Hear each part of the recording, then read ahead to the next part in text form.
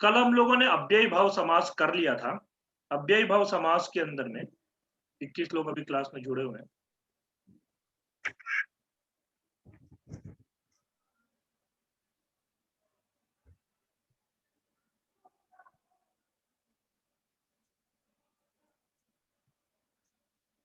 ये देखिए अव्ययी भाव समास।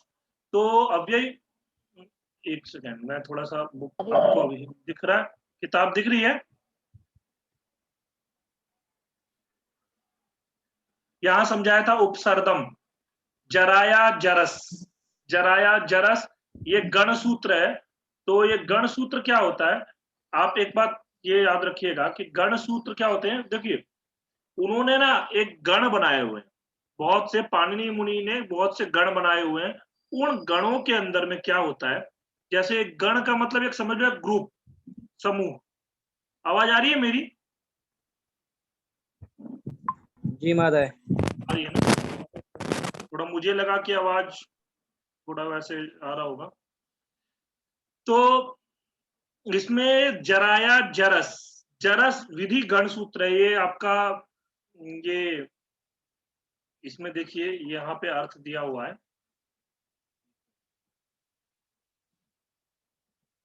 ये देखिए, समास में जरा शब्द का जरस आदेश और समासांत टच हो।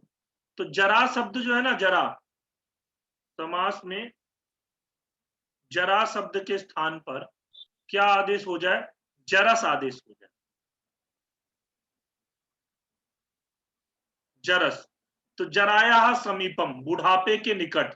हम लोग कभी प्रयोग करते हैं ना कि अब तो तुम बुढ़ापे के समीप आ गए हो, जैसे 45-50 के लगभग हो जाए, तो 40-45 तक तो क्या नाम है, वो आपके वो लगते हैं, जवान लगते हैं। 40-45 के बाद बुढ़ापा के समीप आ जाते हैं, तो वो वही है उपजरसम, उपजरसम प्रयोग मिलता है। तो जरा शब्द के स्थान पर क्या आदेश हो गया, इसमें जरस आदेश हो गया।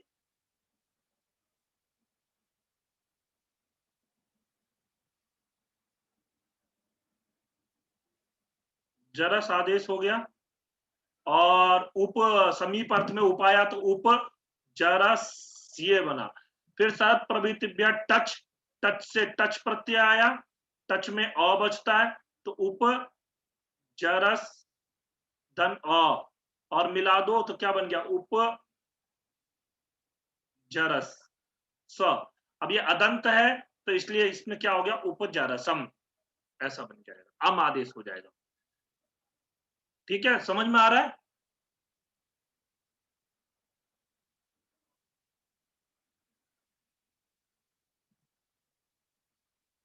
हरिओम।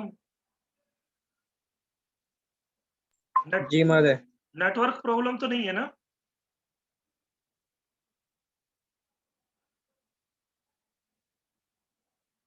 सोनू जी, नेटवर्क प्रॉब्लम तो नहीं है ना?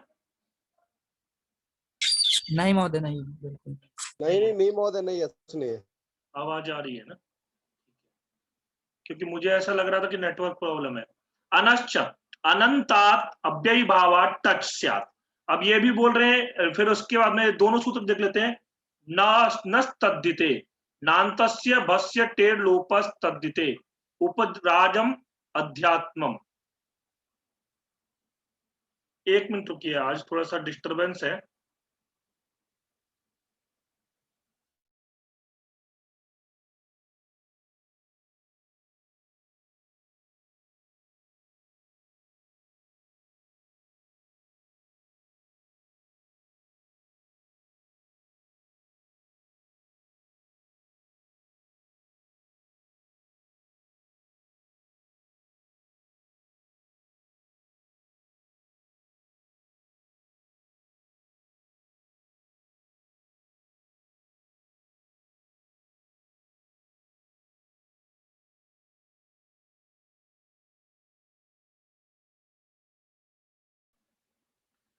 सॉरी, आज थोड़ा डिस्टरबेंस था, अब आ गया हूं।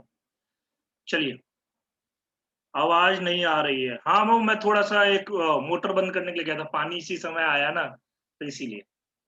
अनश्च अनंतात, अनंत अव्ययी भाव से टच प्रत्यय।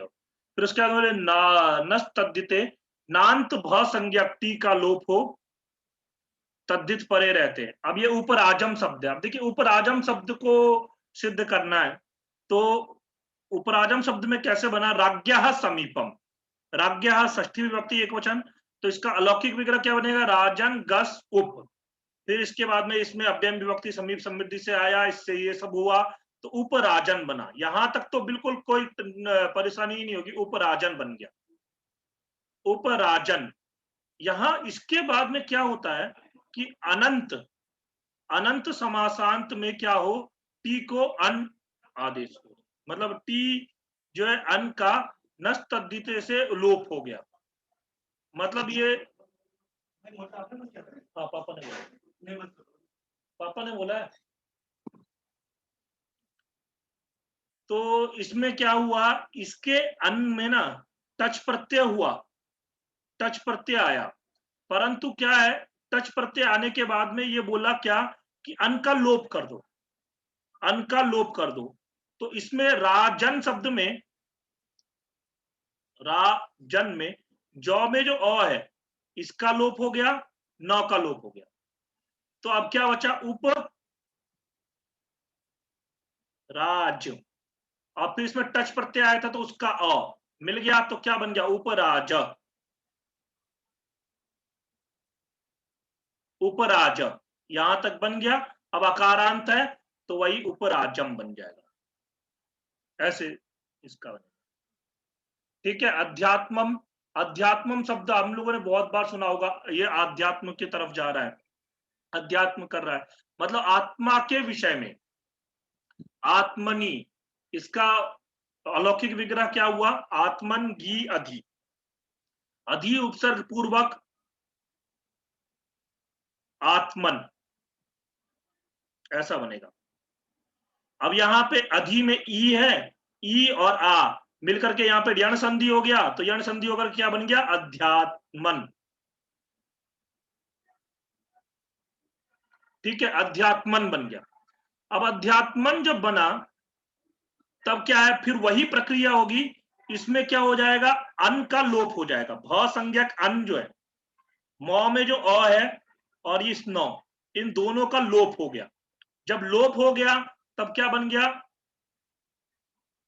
अध्यात्म।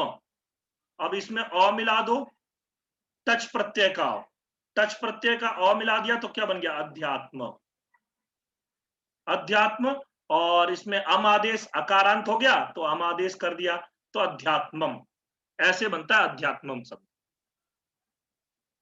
ठीक है, फिर उसके बाद में नपुंसकंत स्यात्, उपचर्मा, ये सब, ये अनंतात यत् क्लीबत्वम तदंतात अव्ययी भवा टच वा स्यात्। अब विकल्प से कर रहे हैं, विकल्प से जो होगा, टच जो होगा वो विकल्प से होगा, तो एक बार उपचर्मम बनेगा, एक बार उपचर्म बनेगा, दो रूप बनेंगे इसके।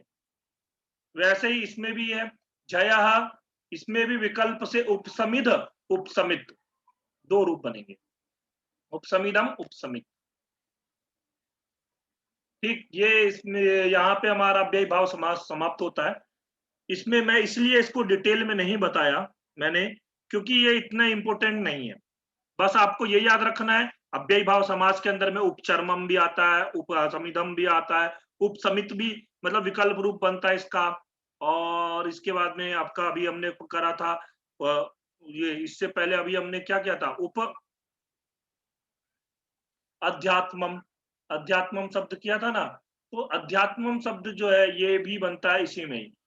हम लोग इसमें देखते हैं अब चिरंतनी बुक में, ये रहा, ये देखिए, उपसरदम, सरदा समीपम, सरद गस उप, प्रति विपाशम, विपासम अभिमुखम, विपासम अम प्रति, उपजरसम, जराया समीपम, जरा गस उप, उपराजम, राज्ञा समीपम, अभी हमने उपराजम भी किया था, उपराजम राज्ञा समीपम, दो दो बार आ गया।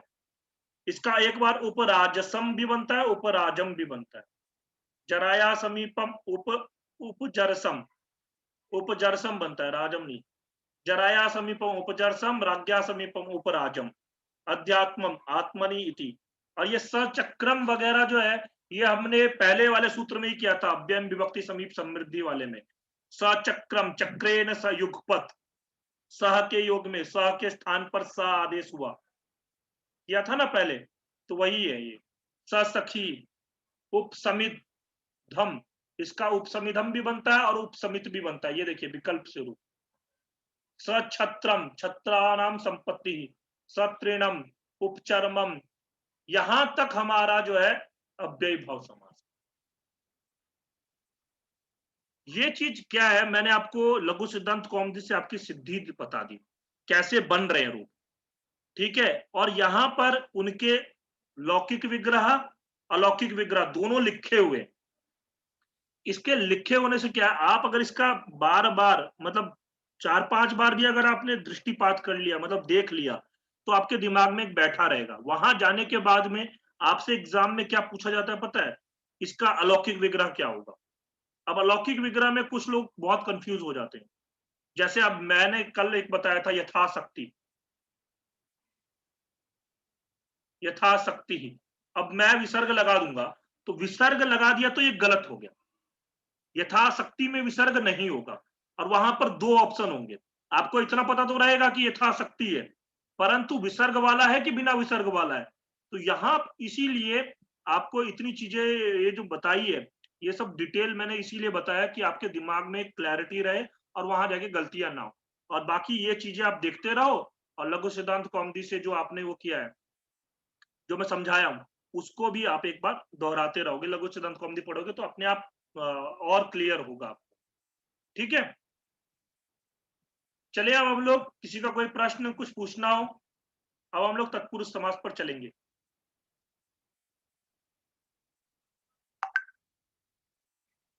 हरिओम, हरिओम, आवाज आ रही है? जी जी जी महोदय। महोदय जी। किसी का कोई प्रश्न है, कुछ पूछना है?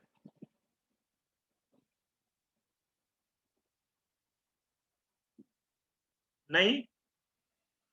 चलिए फिर आगे चलते हैं। अथ तत्पुरुष, तत्पुरुष यहां से शुरू हो रहा है। तत्पुरुष अधिकारोयम प्राग बहुव्रीहि, बहुव्रीहि जो समास है उसके पहले तक इसका अधिकार रहता है, ठीक है। द्विगुश्च द्विगुरपि तत्पुरुष संज्ञकः स्यात्, द्विगु भी जो होता है वो तत्पुरुष संज्ञक ही होता है। एक सूत्र है द्वितीया श्रितातीत पतित गतात्यस्त गतात्यस्त प्राप्तापन्ने है। द्वितीय श्रिता अतीत पतित गत अत्यस्त अत्यस्त गत प्राप्तापन्ने, ये यहाँ पर इसमें देखिए तत्पुरुष समास में ना 7 विभक्तियों में रूप बनते हैं। द्वितीय तत्पुरुष, तृतीय तत्पुरुष, चतुर्थी तत्पुरुष, पंचमी तत्पुरुष, षष्ठी तत्पुरुष, सप्तमी तत्पुरुष, और ये संबोधन का नहीं बनता। हाँ, इनमें तत्पुरुष के रूप बनते हैं। और इसमें ज्यादातर जो एग्जाम के अंदर में ये सूत्र भी पूछ लिए जाते हैं, इसलिए ये सूत्र भी आप लोग याद रखिएगा। अगर नहीं याद हो पाता है, वैसे तो मुझे नहीं लगता याद नहीं होगा, याद कर लेंगे, ज्यादा कोई बड़ी बात नहीं। द्वितीयांतम श्रितादि प्राकृतके सुबंते सा समस्यते वा सच तत्पुरुष। अब देखिए इसका अर्थ नीचे हिंदी में दिखाता हूं।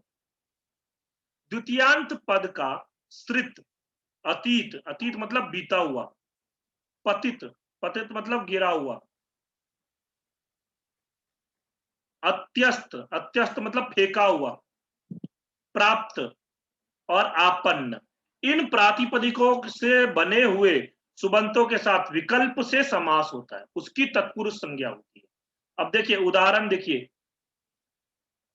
कृष्ण श्रिता, कृष्ण के आश्रित, तो इसमें लौकिक विग्रह क्या बनेगा, कृष्णम श्रितः कृष्ण श्रिता।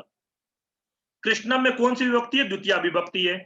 तो द्वितीय विभक्ति युक्त अगर श्रित पद हो तो उसमें कौन सा समास होगा, तत्पुरुष समास होगा। और वो कौन सा समास होगा, तत्पुरुष, द्वितीय तत्पुरुष होगा। अब देखिए यहाँ पे कृष्ण अम, द्वितीय विभक्ति का अम है, श्रित सु, इसमें सु है, कृष्ण श्रितः।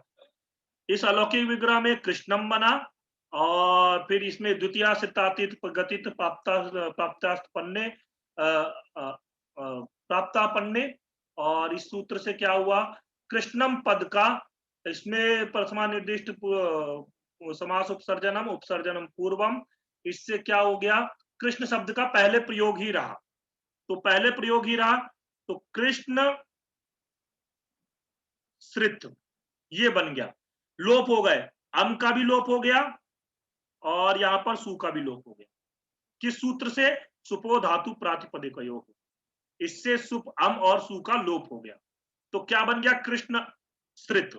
फिर इसमें श्रित के बाद में इसको फिर से हमारी एक देश विकृतम अनन्यवत इस न्याय के द्वारा इसमें क्या किया हमने, विभक्ति लाई।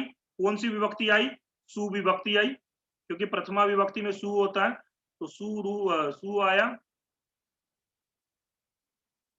और सु आते ही सकार को रुत्व विसर्ग हो गया, तो क्या बन गया, कृष्ण श्रितः,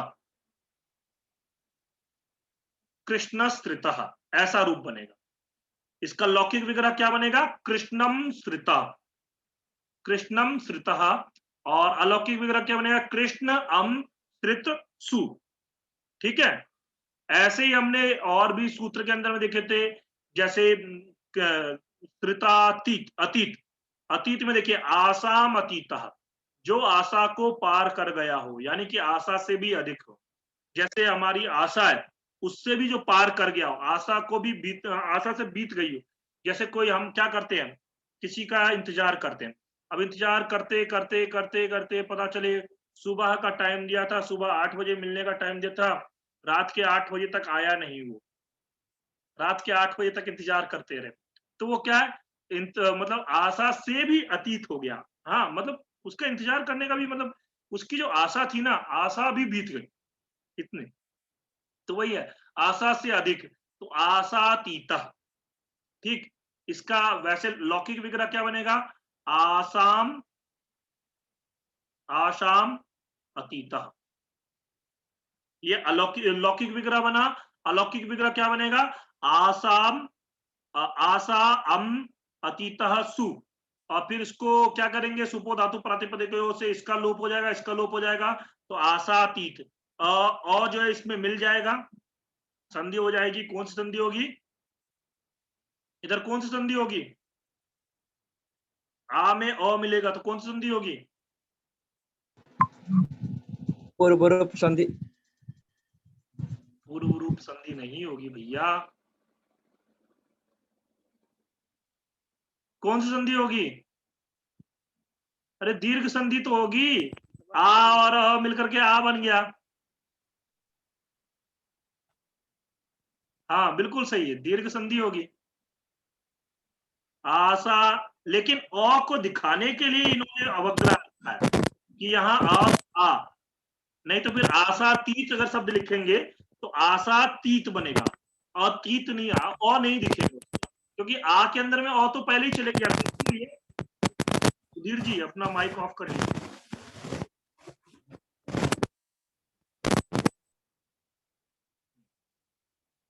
ऐसे ही पतित, पतित शब्द के लिए आया नरकम पतितः, नरकम पतितः, नरक पतित, नरक पतित, तो नरक पतितः, नरक अम पतित सु, फिर उसके बाद नरक पतितः ऐसा बन गया, यानी कि नरक में पड़ा हुआ। हाँ, अब ऐसा कह सकते हैं कि नरक में पड़ा हुआ, ये क्या है, हाँ, नरक में पड़ा हुआ कौन होगा अभी के समय में, नरक तो जाने के विषय है, पता नहीं नरक कब जाएंगे। अच्छा चलो, ये वाला अच्छा है, स्वर्गम गतः, स्वर्गम गतः, स्वर्ग गतः, स्वर्ग को गया हुआ। हाँ, अब ये स्वर्ग को गया हुआ की जगह